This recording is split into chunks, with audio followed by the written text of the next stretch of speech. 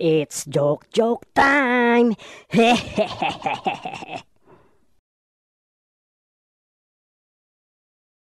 It's joke time.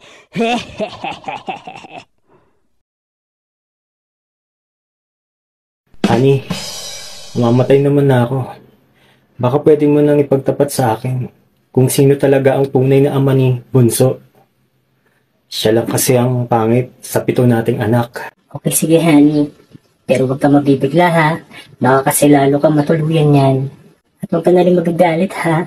Para may kapayapaan na rin ang iyong kalooban. Siya lang naman kasi ang nag-iisa mong tunay na anak. Ha?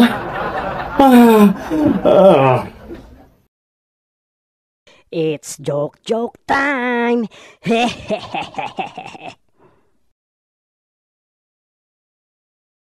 Ganda ng lips mo. Thanks.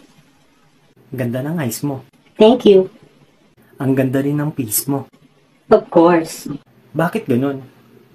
Lahat maganda sa'yo. Biyaya ng langit, eh. Buti ka pa, pinanganak na good looking.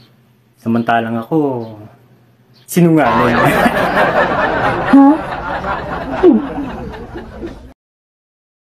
It's joke time.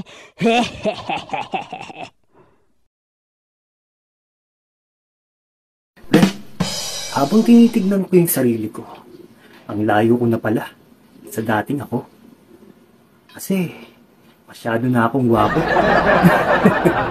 Oo nga, pre. Para ka ng isang alamat ng gwapo.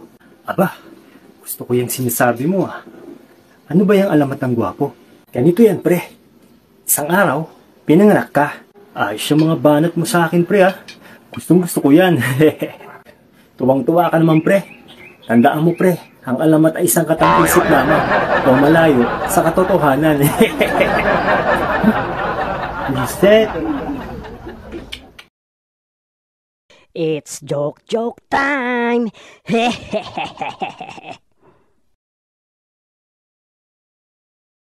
Pare, pag commercial ng toothpaste, ngipin pinapakita. Pag shampoo naman, buhok pinapakita. Eh bakit pagka pH care o feminine wash, hindi pinapakita? Diba unfair? Oo nga, pre.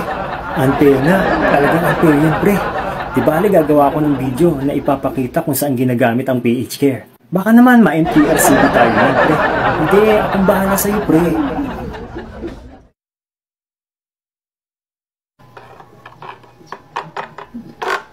Pre, anong ginagawa mo dyan sa pH care?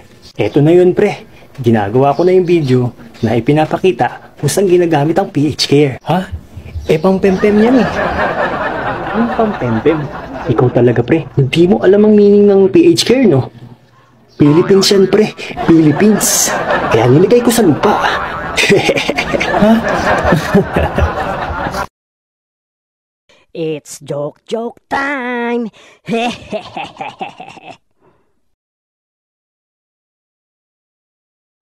Alam mo ba na mas mainam ang alak kaysa sa gatas? Kalokohan naman yan, pre. Bakit mo naman nasabi yan? Bakit ka mo, pre? Dahil ang alak, kahit anong oras pwede mong inumin. Nakakapagpalimot ng problema, nakakabuo ng tropa, at minsan pa nga, libre. Eh ang gatas, sige nga, pre. May nakapagsabi na ba sa'yo na, Tol, may problema ako. Tara, dede tayo. Umsay. It's joke time.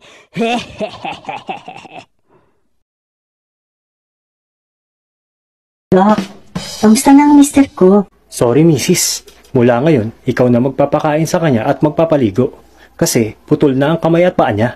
Ha? Hindi nga, Doc. Nininervyos ka, no? Joke lang. Patay na ang mister mo.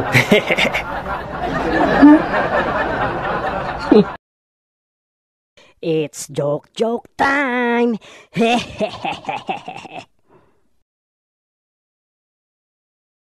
Dok, may problema po ako. Ang hina na po ng tenga ko. Hindi ko na po marinig kahit ang utot ko. Ganun ba, sir? O, heto ang gamot. Inumin niyo po yan ng 1 linggo. Eh, Dok, pag naubos ko ba ang gamot na ito sa loob ng 1 linggo, lalakas na po ba ang pandinig ko?